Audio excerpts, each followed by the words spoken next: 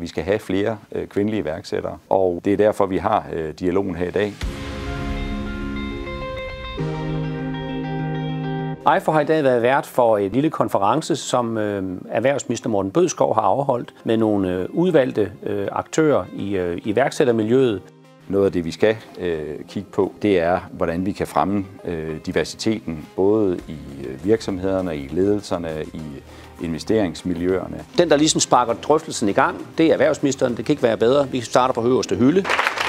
Når man ser på den andel af kapital, som rene kvindeteams er i stand til at sikre sig, så er der jo altså en kæmpe forskel over til de mandlige iværksætterteams. Jeg ser det jo tydeligt ude imellem alle de her startups, altså at vi er færre kvinder. Det er selvfølgelig dejligt, at vi snakker om de her ting. Men jeg tror også, det her er et rigtig stort kulturspørgsmål, hvordan vi opdrager køn.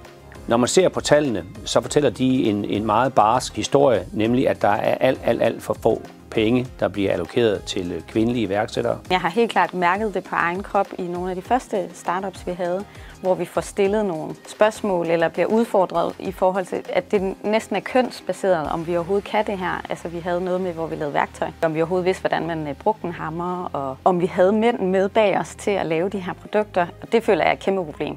Jeg tror på, at de her tal desværre er udtryk for, at kvinder bliver forbigået.